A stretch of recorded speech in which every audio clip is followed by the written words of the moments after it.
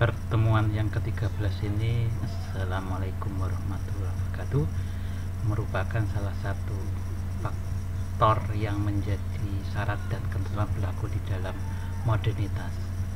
Untuk terjadi modernitas yang tidak memasukkan unsur barat atau dalam kata sekarang adalah globalisasi, perlu apa yang disebut dengan asimilasi, sehingga ada perubahan-perubahan dalam masyarakat yang terjadi.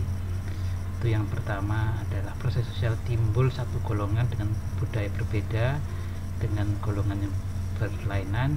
Dua, saling berinteraksi waktu yang lama, budaya sifatnya khasnya berubah, usulnya campuran juga, biasanya mayoritas dengan beberapa minoritas. Contohnya kalau di Jakarta, Betawi ada ondel-ondel, ada mercon, ada juga dengan keroncong. Itu beberapa budaya minoritas yang memasuki dalam suatu budaya mayoritas.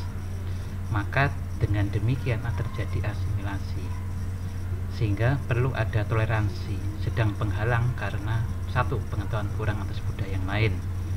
Dua, sifat takut atas kekuatan budaya lain. Yang ketiga, perasaan superioritas. Jadi di dalam beberapa hal merupakan suatu hal yang bisa berubah dalam suatu perubahan sosial. Seperti sekarang, seperti tradisi-tradisi budaya tertentu sudah melebur di dalam satu budaya mayoritas atau dalam budaya yang lain, sehingga memang terjadi ada perbenturan budaya dan hukum, sehingga kadang-kadang logika hukum berbeda dengan logika budaya. Banyak hal, misalnya penghakiman terhadap pencopet ternyata itu bisa merupakan turunan hukum di dalam budaya masa lalu di Jawa, yaitu budaya Mojopahit, yang punya aturan tersendiri, sehingga yang sifatnya masa menurut hukum yang sekarang itu tidak dan salah, ternyata di masa lalu merupakan bentuk hukum di budaya masa lalu. Jadi tidak bisa dinyatakan bahwa itu melanggar hukum di masa sekarang, tapi tidak melanggar hukum di masa lalu. Kemudian ada yang disebut konsep akulturasi dan asimilasi. Akulturasi adalah proses sosial, timbul suatu kelompok manusia dan kebudayaan tertentu dihadapkan dengan unsur kebudayaan asing, kolot dan progresif, smackdown dan apa sekarang. Kalau dulu ada smackdown, bahwa anak-anak menirunya, dianggap bahwa setelah dipukul jatuh hidup lagi, ternyata dipukul mati. Nah itu sehingga tidak merupakan suatu akulturasi, proses sosial yang salah, karena dianggap budaya unsur asing itu benar, selalu benar. Dan itu terjadi seperti sekarang, ada proses-proses inferioritas terhadap budaya asing, padahal kita sudah punya identitas budaya. Seperti kasus India, Korea, Jepang itu punya identitas sendiri menghadapi budaya asing yang berbeda dengan di Indonesia, bahwa merasa bahwa budaya kita ini merasa lebih rendah dibanding budaya lain. Itu tidak benar, karena dalam akulturasi asimilasi bahwa ada yang tetap harus dimasukkan, tapi tetap dengan unsur-unsur yang kemudian dimodifikasi di dalam masyarakat kita. Maka suatu pembaruan itu perlu ada konsep discovery dan innovation. Inovasi adalah suatu pembaruan kebudayaan, khususnya unsur ekonomi dan teknologi. Jadi kalau mau ada perubahan-perubahan dalam masyarakat, berarti perlu ada inovasi yang sifatnya ekonomi dan teknologi. Jadi menurut kita, generasi kita, ada perubahan teknologi. Sebenarnya tidak, teknologinya tidak berubah. Yang berubah adalah media teknologinya. Internet itu media teknologinya, bukan teknologinya itu sendiri. Karena tidak ada perubahan dari dulu yang sekarang. Tidak ada perubahan ketika unsur pertama manusia, bayi dan orang tua, tidak ada perubahan. Lahir umur 40 tahun, nah itu berarti ada perubahan teknologi.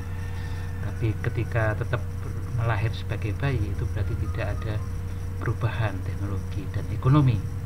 Ketika orang-orang merasa bahwa pernikahan itu harus melalui pemilihan yang suka dan suka, ternyata di dilema sosiologisnya ternyata perceraian tinggi, sementara di suku Baduy perceraian itu rendah.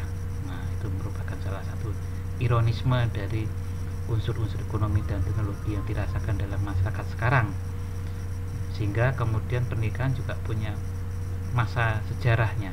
Dulu natura kemudian sekarang in natura, bahkan sekarang dalam bentuk monetisasi.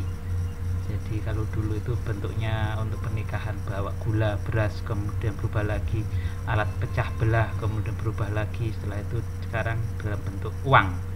Nah, kemudian discovery, penemuan unsur budaya baru, baik ide, alat diciptakan individu atau rangkaian orang di masyarakat. Harus penemuan ada budaya baru, sehingga dengan demikian ada ide di dalam masyarakat yang berubah. Nah, discovery itu tidak ada gunanya kalau tidak ada invention, yaitu masyarakat mengakui, menerima, dan menerapkan penemuan itu. Ada penemuan tapi tidak ada invention, mengakui, ya tidak ada gunanya itu, tidak ada perubahan. Sehingga kemudian perlu faktor-faktor pendorong. Pertama, kesadaran individu atas kekurangan. 2, mutu dan keahlian di budaya. 3, sistem perangsang aktivitas penciptaan. Dan kemudian disosialisasi dalam bentuk lembaga sosial, itu akan lebih mudah dalam perubahan sosial. Unsur yang mengatur perilaku warga masyarakat berwujud lembaga dan norma. Contohnya dulu pendidikan dianggap tidak penting di Jawa misalnya, atau di Papua sekarang ketika guru mendatangi murid. Nah, di masa itu kemudian baru setelah itu berapa fase kemudian anak mendatangi sekolah, bahkan sekarang orang tua mendatangi sekolah karena dianggap merupakan sesuatu yang sangat penting yang dulu dianggap tidak penting. Kemudian juga masalah hal-hal lain yang penting di dalam masyarakat, contohnya perusahaan-perusahaan dan masyarakat yang dulu dicari orang, sekarang mencari orang dengan melalui seleksi, yaitu berarti ada lembaga sosial. Kemudian hidup kekerabatan keluarga, batik, perlamaran, universitas, lembaga masyarakat, itu UGM, UM adalah asosiasi yang berhubungan dengan lembaga sosial. Fungsi-fungsi lembaga masyarakat, pertama, pedoman dalam bertingkah laku menyangkut kebutuhan pokok, penjaga keutuhan masyarakat, pedoman sistem pengendalian sosial di masyarakat. Jadi kalau orang meninggal tidak akan ada orang yang menagih sumbangan. Jadi kadang-kadang beberapa tempat orang menyumbang itu memasukkan uangnya di dalam baki kosong yang di atasnya ada serbet. Nah, itu pengendalian yang sifatnya sosial di dalam masyarakat. Otomatis, jadi kematian, kelahiran kemudian orang menyumbang dalam bentuk natura dan in natura. Kekuatan ikat norma di dalam masyarakat, kita lihat di foto ini, itu cara kebiasaan tata kelakuan adat istiadat di Bali. Jadi tiap waktu mereka punya bentuk-bentuk peribadatan kepada Tuhan Yang Maha Esa. Nah, norma dianggap melembaga jika diketahui, dipahami, ditaati, dan dihargai. Kalau sekarang mungkin dilupakan. Nah, sehingga dengan demikian permainan-permainan di dalam masyarakat dan anak-anak seperti kita lihat di foto ini punya ikatan yang berbeda dengan di masa lalu. Jadi anak ini tidak naik berenang langsung, tetapi berinteraksi dulu dengan mereka, salah satu dari mereka. Nah, pembentukan lembaga sosial, proses pelembagaan, institusional, lembaga internalisasi, preventif, represif. Dulu tidak ada yang namanya klub-klub sepak bola, kemudian ada fans klubnya, Arema, Bonek, dan sebagainya. Maka kita bersyukur di Madura tidak ada fans klub sepak bola, karena itu berbahaya. Karena kalau ada fans klub orang Madura yang berkumpul dalam suatu tradisi yang kemudian diinterpretasikan salah, seperti juga di Malang dengan Aremanya yang melawan Bonek, nah mereka akan membentuk lembaga sosial yang sifatnya kadang-kadang perilakunya negatif. Nah, itu merupakan sesuatu yang merupakan pelampiasan ketika di budaya di masa lalu ada kasus 10 November. Jadi arek-arek Jawa Timur melawan Belanda, nikah dan sebagainya dengan di kasus di Surabaya. Nah, itu bentuknya tidak dirubah di dalam masyarakat. Kemudian alat pengendalian sosial, mempertebal keyakinan, memberikan penghargaan, mengembangkan rasa malu, takut sistem hukum, sanksi tegas. Nah, itu makanya di Indonesia di beberapa tempat kafe dengan kejujuran tidak laku karena tidak ada pengadilan sosialnya. Gilin dan gilin suatu proses pola-pola pemikiran, pola-pola perilaku terwujud melalui aktivitas kemasyarakatan. Bentuknya kekal, satu tujuan dan beberapa alat kelengkapan, lambang, tradisi tulis dan tidak. Jadi memang perlu ada lembaga-lembaga itu. Lembaga-lembaga kemasyarakatan ada analisis historis di masa sekarang, dulu dan masa datang. Jadi kalau dulu natura in natura untuk pesta pernikahan di masa lalu apakah pakai cek, nah itu tidak tahu kita. Kemudian analisis komparatif, kemudian analisis fungsional, conformity dan deviasi. Pasti ada yang sama dan ada yang memberontak, nah, deviasi. Demikian mungkin dari saya untuk pertemuan berikutnya, kita akan lanjutkan.